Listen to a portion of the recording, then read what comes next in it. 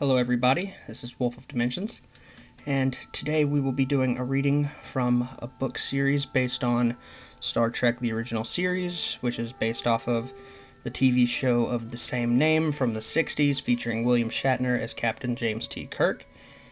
And from there I will give us a quick description and get us started, and this is written by Tony Daniel. Alright, the description goes as follows. The USS Enterprise, under the command of Captain James T. Kirk, is en route to the extreme edge of the Alpha Quadrant and to a region known as the Vara Nebula. Its mission? To investigate why Science Outpost Zeta Gibraltar is not answering any Federation hailing messages. When the Enterprise arrives, a scan shows no life forms in the science station. Kirk leads a landing party and quickly discovers the reason for the strange silence. Signs of a violent firefighter everywhere. Zeta Gibraltar has been completely raided, yet there are no bodies, and the entire roster of the station personnel is missing. Alright guys, sounds like a pretty interesting description if I'd say so myself. I have not read this book yet. We will be exploring this together, kind of like how the Enterprise is doing, and enough, suppose enough cheese for me. Everyone get comfy, get settled in, get a snack, get a drink, put it on pause, do what you need to, and we're pretty set. Here we go. Chapter 1. Captain's Log. Stardate 6097.2. The Enterprise has reached the extreme edge of the Alpha Quadrant in a region known as the Vara Nebula Sector. We are traveling to Federation Science Outpost Zeta Gibraltar, which is located near the main nebular dust clouds.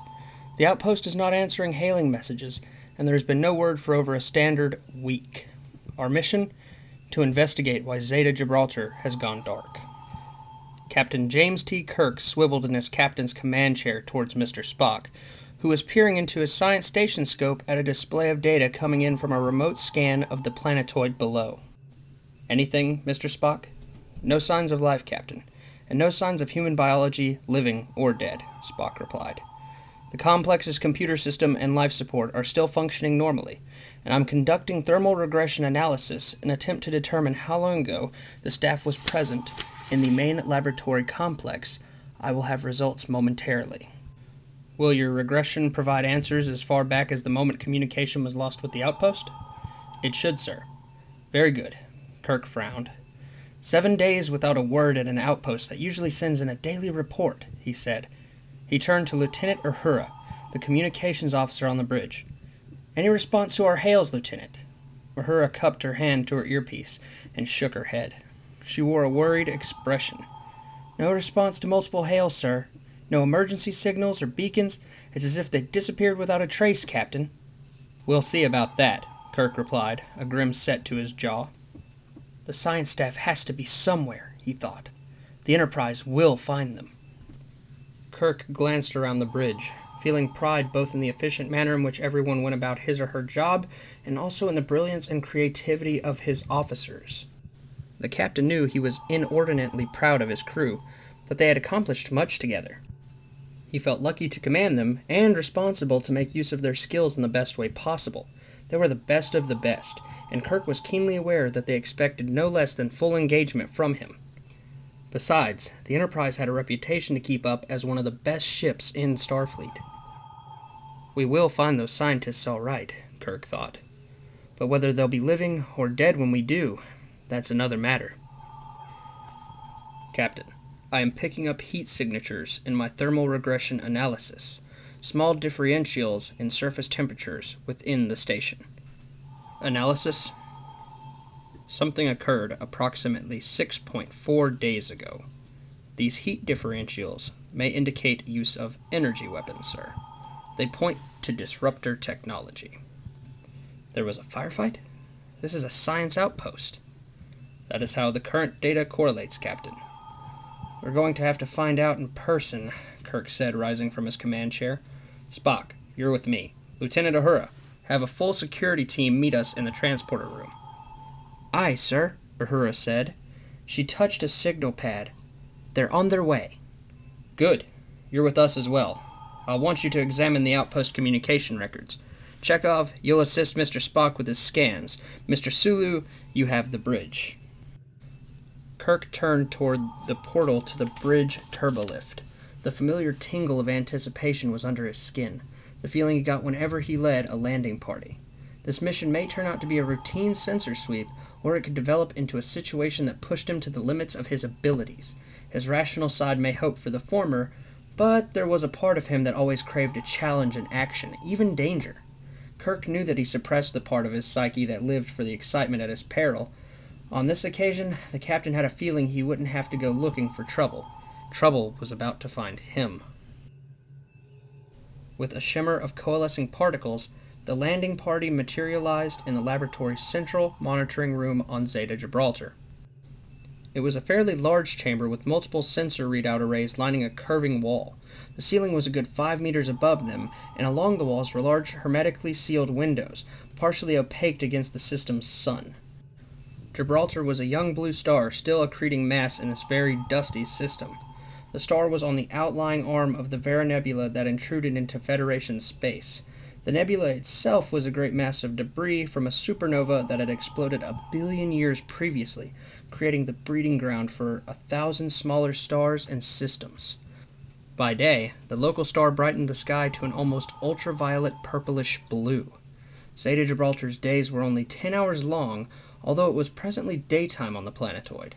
Kirk had been to other nebular worlds and knew that Vara would likely dominate the night sky. Perhaps he'd be here long enough to see it. Its smears of glowing light would be powered from within by the small young stars being born inside. Beautiful, also deadly. An active nebula was an inferno of lethal radiation, and a hazard to interstellar navigation for the unshielded, of course. Not that there was any run-of-the-mill traffic out here on the Federation's frontier. Kirk looked around. Lights blinked on the computer and sensor readouts. Large screens depicted various presentations from satellite feeds and ground monitors of Vara. Some displayed normal spectrum, others flashed with garish false colors showing gamma radiation, tachyon intensities, as well as gravimetric and chromospheric data. The nebula truly was a naughty spot in the space-time continuum, a place where ships could go in and not return. Also a good place to hide, Kirk reflected. If I were a pirate in this sector, it would be my first pick. There was no one present, not a soul. Spock and Chekhov immediately began a sensor sweep with their tricorders. Kirk motioned for a security detachment, Lieutenant Graves and Ensign Thibodeau to follow him. Thibodeau, very young and obviously quite anxious on such an exotic assignment, moved to draw his phaser from where it hung at his side. Kirk put a hand out to stay the action. "Not just yet, Ensign," he said. "Wait for the order." Thibodeau reddened in embarrassment at being corrected by his captain. "But a good instinct to be on your toes," Kirk continued. "Stay alert." Kirk and Graves exchanged a quick half-smile between them. The kid would learn, and this was an excellent place for him to cut his teeth. The captain followed a main corridor out of the control center and passed door after closed door on either side. All were unlocked and responded to his entry. Kirk chose one at random and went inside. It was a personal living quarters, sumptuously large by starship standards. Someone with good taste, Kirk reflected. Abstract prints by an Earth-based artist whose work Kirk recognized adorned the walls. Several of them hung askew. And here was something else. The sleep padding was ripped, and various items had been swept from shelves and lay broken on the floor. Spock picked up one object and examined it, then showed it to Kirk. It appeared to be a framed hologram of a family taken on a much greener and more hospitable planet than Zeta Gibraltar, where the highest form of life was a bush-like blue algae. "Captain," said Graves from behind them. "Here." Kirk turned to find Graves looking into a crevice formed by the curving wall and a built-in bookshelf. It would be an excellent place to hide if you didn't want anyone glancing through the door to see you. Kirk stepped over and looked to where Graves was pointing. A handprint. It was composed of what looked like small, flaking brown leaves.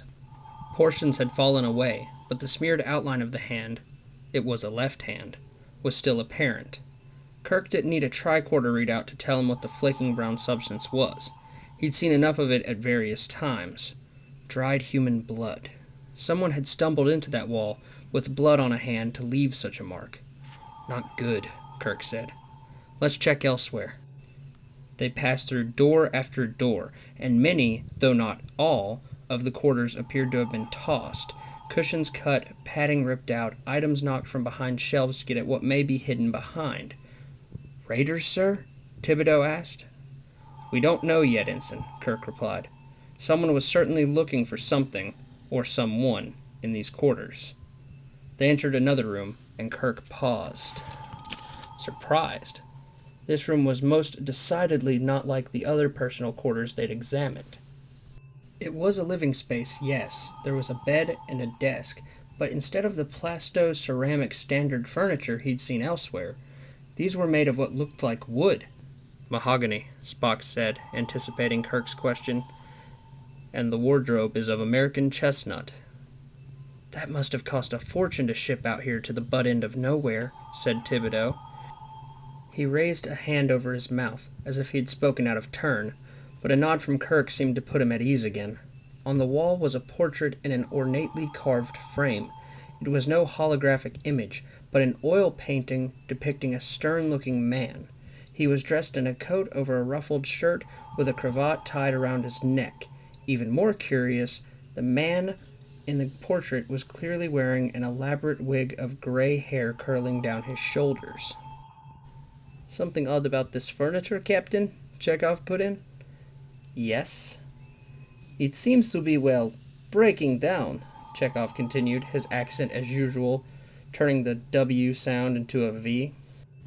Explain. I can't, sir, Chekhov replied. The chemical bonds, they seem to be just spontaneously decomposing. It is very strange, Captain, said Spock, looking up from his tricorder. The process is similar to radioactive decay, but there is no matter-energy conversion.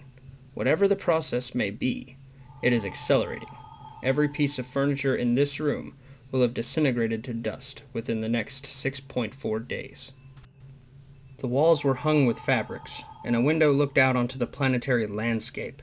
There were few curtains framing the window. They were made of a sumptuous and beautifully printed fabric. The mattress lay askew from the bed, and a writing desk was turned on its side since it was not physically connected to the wall. Interesting, said Mr. Spock, who had gone to examine the drapes with his tricorder. The woven textile fabrics are made of a finely worked pellicle coating of earth sheep. Wool, said Kirk. Sir, the call came from Thibodeau. He had stepped around the tumbled desk and was staring down at something behind it. Kirk joined the ensign. There on the floor lay what looked to be a severed arm. It was manifestly not human. There were 4 digits connected by folds of webbing.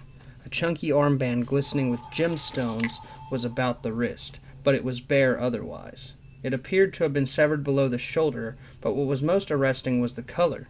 The arm was a bright yellow. Kirk nodded to his science officer. Spock?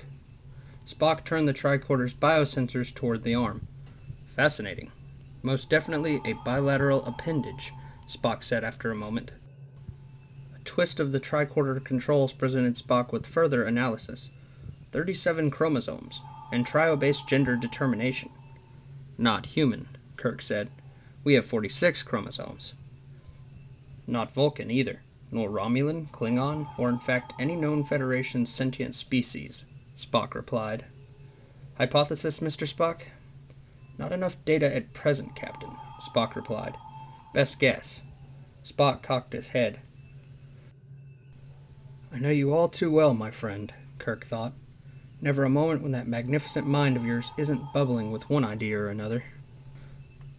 Extremely speculative, Captain. I would prefer to gather more information before hazarding an opinion. Kirk nodded. Very well, Mr. Spock. He turned his attention back to the room and its furnishings. Who had wooden furniture and natural fiber curtains on a remote science outpost? This was information his orders most definitely had not included, and Kirk didn't like it. One thing's for sure, whoever was in this room didn't want to leave it and made someone pay a high price for intruding. Kirk had an additional security team beamed down. He sent this detail to check every room in this wing of the complex, while he and Spock returned to the central control room. Uhura, at the main communications console, had by this time pulled up the outpost communication records. What there were of them. "The station communication records have been wiped, Captain," Uhura reported. "Interior sensor recordings, incoming message backups, outgoing communiques, all of it. Someone who knew their way around computers and communication equipment did this." "Or was forced to do it," Kirk replied. "Gentlemen, it's time we ventured outside." Exterior egress was through an airlock. The planetoid was Class M, but barely. The surface of Zeta Gibraltar was not a spot you'd want to visit for shore leave, or ever if you didn't have to.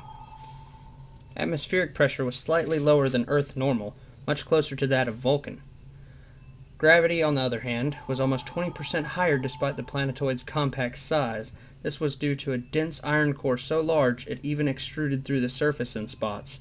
It was a geology where dilithium might be found, Kirk noted, although the deposits would likely be a kilometer or more beneath the crust. Spock remained as stoic as ever when he encountered the gravity increase, but Chekhov sighed at the added weight, as did Graves, and Thibodeau nearly collapsed at the knees, not anticipating the sudden change. The ensign stumbled a few steps before finding his footing.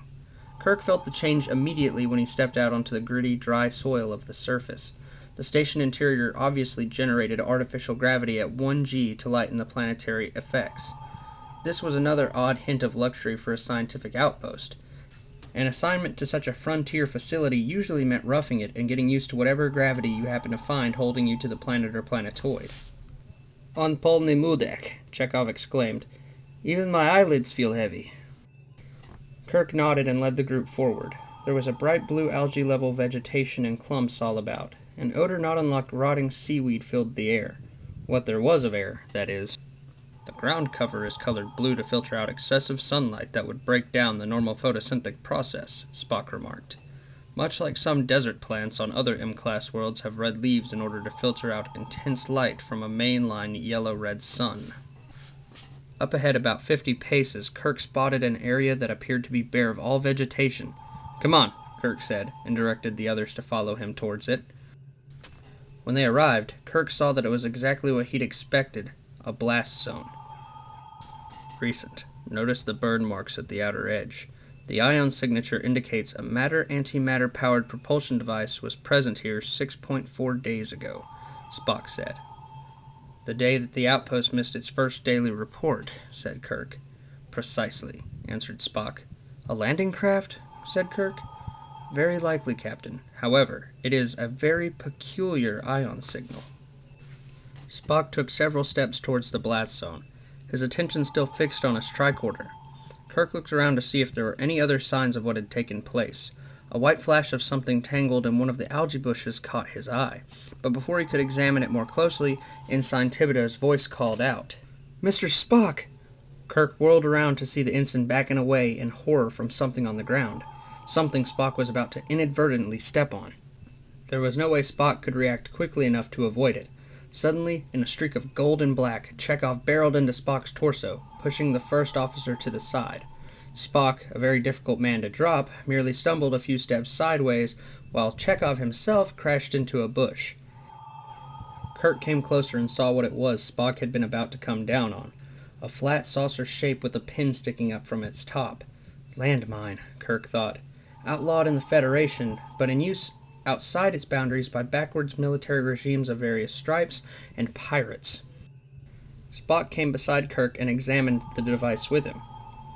"Whoever put this here very likely seeded the area with them to dissuade attack," he said, "or perhaps to cordon in a group."